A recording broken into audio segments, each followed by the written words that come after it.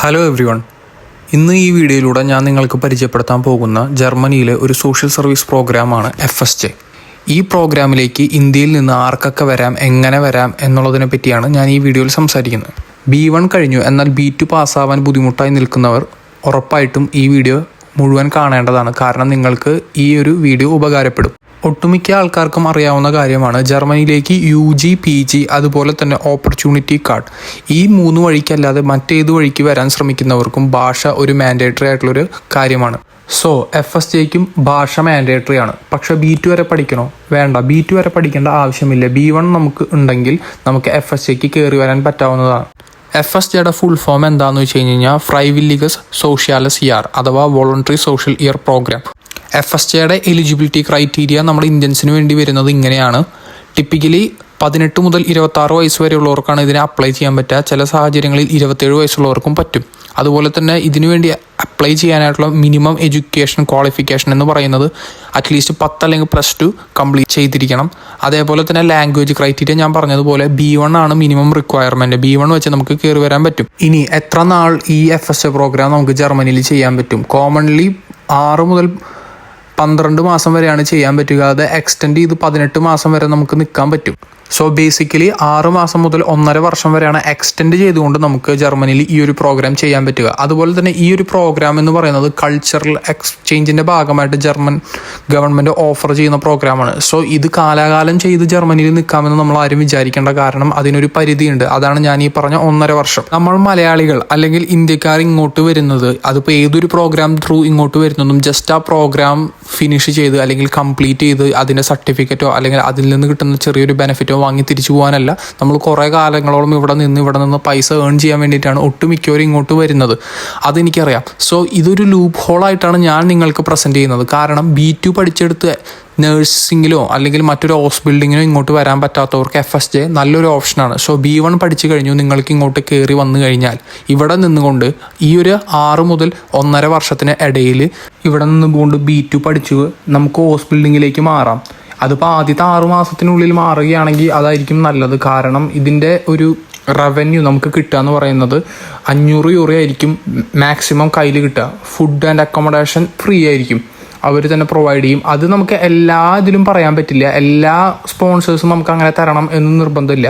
പക്ഷേ ഒട്ടുമിക്കവരും ഇത് നമുക്ക് തരുന്നതായിരിക്കും. ഫുഡ് ആൻഡ് അക്കോമഡേഷൻ നമുക്ക് സ്പോൺസർ ചെയ്യുന്നതായിരിക്കും. അതുതന്നെയാണ് ഈ ഒരു FSJ പ്രോഗ്രാമിൻ്റെ മെയിൻ ഹൈലൈറ്റും. നമുക്ക് ഇവിടെ നിന്നുകൊണ്ട് ജർമ്മനിയിലെ കൾച്ചർ എക്സ്പീരിയൻസ് ചെയ്യാം. അതുപോലെ തന്നെ വർക്ക് ചെയ്യാം. നമുക്ക് താല്പര്യമുണ്ടോ ഇല്ലയോ എന്ന് നമുക്ക് തന്നെ സ്വയം വെരിഫൈ ചെയ്യാം. നമുക്ക് പറ്റിയൊരു കണ്ടീഷനാണോ എന്നറിയാം. ഇതൊക്കെയാണ് ഈ ഒരു പ്രോഗ്രാമിൻ്റെ അൾട്ടിമേറ്റ് ലക്ഷ്യം.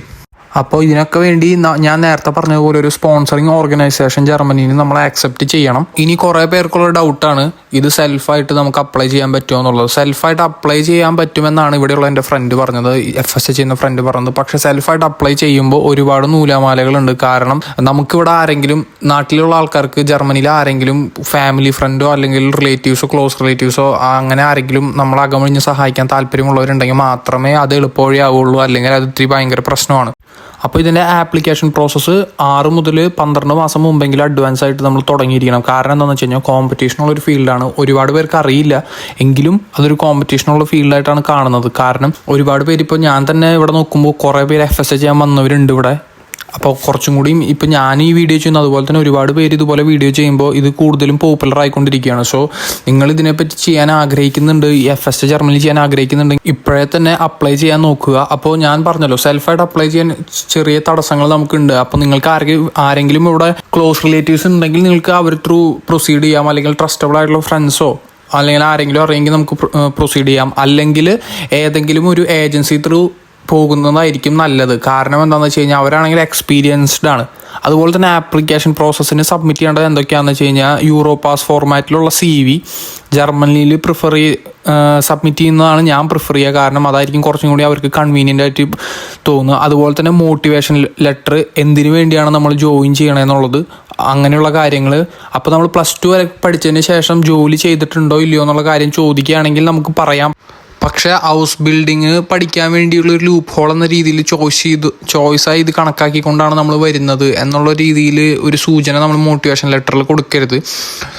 ഉദാഹരണത്തിന് ഇപ്പോൾ നമ്മൾ നേഴ്സിംഗ് പഠിച്ചു കഴിഞ്ഞു, അത് കഴിഞ്ഞിട്ട് ഇങ്ങോട്ട് വരുന്നത് എന്നുള്ള ഒരു ഹിൻഡ് നമ്മൾ മോട്ടിവേഷൻ ലെറ്ററിൽ കൊടുക്കുകയാണെങ്കിൽ മേ ബി അവർക്കത് റെക്കഗ്നൈസ് ചെയ്യാൻ പറ്റും. സോ അപ്പോൾ വിസ റിജക്ഷൻ കിട്ടും. സോ ഒരിക്കലും കൂടി ഞാൻ ആപ്ലിക്കേഷൻ പ്രോസസ്സിൻ്റെ കാര്യങ്ങൾ പറയാം. നമ്മൾ ഓൺലൈനിൽ അപ്ലൈ ചെയ്യുമ്പോൾ 6 മാസം മുതൽ 1 വർഷം മുമ്പേ നമ്മളിതിനെ അഡ്വാൻസ് ആയിട്ട് അപ്ലൈ ചെയ്യണമെങ്കിൽ മാത്രമേ, ഞാൻ നേരത്തെ പറഞ്ഞ കോമ്പറ്റീഷനുള്ള ഫീൽഡ് ആയതുകൊണ്ട് കിട്ടാൻ സാധ്യതയുള്ളൂ. പിന്നെ സബ്മിറ്റ് ചെയ്യേണ്ടതാണ് CV യൂറോപാസ് ഫോർമാറ്റിൽ ജർമ്മൻ ലാംഗ്വേജ് CV ആയിരിക്കണം. അതേപോലെ മോട്ടിവേഷൻ ലെറ്റർ, എന്തിനാണ് ജോയിൻ ചെയ്യണം എന്നുള്ളത്, കോപ്പി ഓഫ് സർട്ടിഫിക്കറ്റ്സ്, അതിപ്പോൾ സ്കൂൾ ഇന്റേൺഷിപ്സ്, ലാംഗ്വേജ് പ്രൂഫ്, അതേപോലെ തന്നെ നമ്മുടെ ഏതുവരെ പഠിച്ചു എന്നുള്ളതിൻ്റെ പ്രൂഫ്, പിന്നെ പാസ്പോർട്ടിൻ്റെ കോപ്പി. ഇത് സബ്മിറ്റ് ചെയ്ത് കഴിഞ്ഞാൽ പിന്നെ നമ്മൾ ആക്സെപ്റ്റൻസിന് വേണ്ടിയിട്ട് വെയിറ്റ് ചെയ്യണം. നമ്മൾക്ക് ഒരു കോൺട്രാക്റ്റോ അല്ലെങ്കിൽ ഒരു ഇൻവിറ്റേഷൻ ലെറ്ററോ കിട്ടും. അത് ത്രൂ ആണ് നമുക്ക് മനസ്സിലാക്കാൻ പറ്റുക നമ്മൾ സെലക്റ്റഡ് ആയി എന്നുള്ളത്.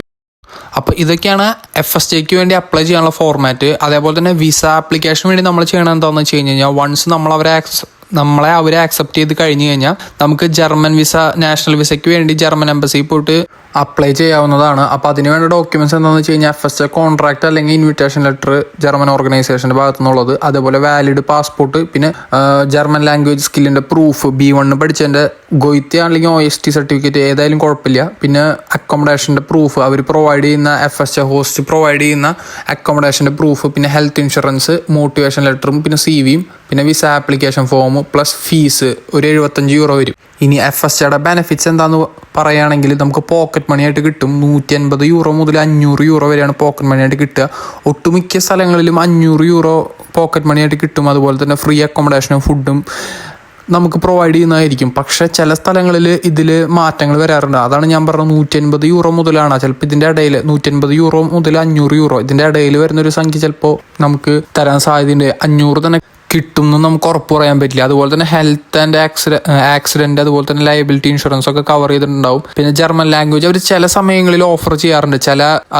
എന്താ പറയുക, ജർമ്മൻ സ്പോൺസേഴ്സ് ഓഫർ ചെയ്യാറുണ്ട്. പിന്നെ ഇതൊരു ഫ്യൂച്ചർ സ്റ്റഡീസ്, അതുപോലെ തന്നെ ഹൗസ് ബിൽഡിംഗ്, അപ്രന്റീസ്ഷിപ്പ്, അതുപോലെ ജർമ്മനിലെ മറ്റൊരു കരിയറിനൊക്കെ ഇത് നല്ലൊരു ഓപ്ഷനാണ്. പക്ഷെ അത് ഞാൻ പറഞ്ഞല്ലോ, മോട്ടിവേഷൻ ലെറ്റർ കാണിക്കുമ്പോൾ നമ്മൾ ഒരിക്കലും അത് കാണിക്കരുത്. നമ്മൾ വളരെ പാഷനേറ്റ് ആയിട്ട് അവിടെ വർക്ക് ചെയ്യാൻ താല്പര്യപ്പെടുന്നു, സോഷ്യൽ സർവീസിൽ വർക്ക് ചെയ്യാൻ താല്പര്യപ്പെടുന്നു എന്ന് മാത്രമേ മോട്ടിവേഷൻ ലെറ്ററിൽ കാണിക്കാൻ പാടുള്ളൂ. എങ്കിൽ മാത്രമേ ആക്സെപ്റ്റ് ചെയ്യാനുള്ള സാധ്യത കൂടുതലുള്ളൂ. അതേപോലെ മറ്റൊരു പ്രധാനപ്പെട്ട കാര്യമാണ് ബ്ലോക്ക്ഡ് അക്കൗണ്ട്.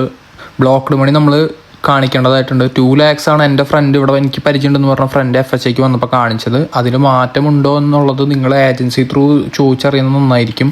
ChatGPTയിൽ നോക്കിയാൽ നമുക്ക് കുറേയൊക്കെ കിട്ടും. അപ്പോൾ ഇത്രയാണ് FSJനെ പറ്റി പറയാനുള്ളത്. ഇതൊരു നല്ലൊരു ഓപ്പർച്യൂണിറ്റിയാണ് പലർക്കും ജർമ്മനിയിൽ വന്ന് സർവീസ് ചെയ്ത് കൾച്ചർ എക്സ്പീരിയൻസ് ചെയ്തുകൊണ്ട് ഹൗസ് ബിൽഡിങ്ങിലേക്ക് മാറണമെന്നുള്ളവർക്കും, അതുപോലെ തന്നെ B1 മാത്രമേ ഉള്ളൂ, B2 പാസ്സാവാൻ ടൈം എടുക്കുമെന്ന് ചിന്തിക്കുന്നവർക്കും ഇതൊരു നല്ല ഓപ്ഷനാണ്. അപ്പോൾ നിങ്ങൾക്ക് ആർക്കെങ്കിലും FSJ പ്രോഗ്രാം ചെയ്തു കൊടുക്കുന്ന ഏജൻസിനെ പറ്റി അറിയണമെന്നുണ്ടെങ്കിൽ എനിക്ക് ഇൻസ്റ്റഗ്രാമിൽ DM പേഴ്സണൽ മെസ്സേജ് അയച്ചാൽ മതി. ഞാൻ നിങ്ങൾക്ക് ട്രസ്റ്റബിൾ ആയിട്ടുള്ളൊരു ഏജൻസിയെ പരിചയപ്പെടുത്തി തരാം. അതേപോലെ എൻ്റെ ഫ്രണ്ട് വന്നത് 3 ലക്ഷം രൂപയ്ക്കാണ്. പക്ഷെ അത്രയും പൈസ ആവില്ല എന്നാണ് എനിക്കറിയാവുന്ന ഒരു ഏജൻസി പറഞ്ഞത്. സോ ഞാൻ അവരെ നിങ്ങൾക്ക് പരിചയപ്പെടുത്തി തരാം. സോ എൻ്റെ ഇൻസ്റ്റാഗ്രാമിൽ DM വന്നു കഴിഞ്ഞാൽ ഞാൻ അവരുടെ നമ്പറും അതുപോലെ തന്നെ അക്കൗണ്ടും കാര്യങ്ങളെല്ലാം ഷെയർ ചെയ്ത് തരാം. അപ്പോൾ നിങ്ങൾക്ക് സംസാരിക്കാം. അവരുമായി സംസാരിച്ച് നിങ്ങൾക്ക് ഇങ്ങോട്ട് വരാൻ താല്പര്യം ഉണ്ടെങ്കിൽ നിങ്ങൾക്ക് അവർ ത്രൂ പോരാം. അവരുമായിട്ട് നെഗോഷിയേറ്റ് ചെയ്ത് കഴിഞ്ഞാൽ നിങ്ങൾക്ക് മനസ്സിലാവും. അപ്പോൾ ഇന്നത്തേക്ക് ഇത്രയുള്ളൂ ഗൈസ്. Bye bye.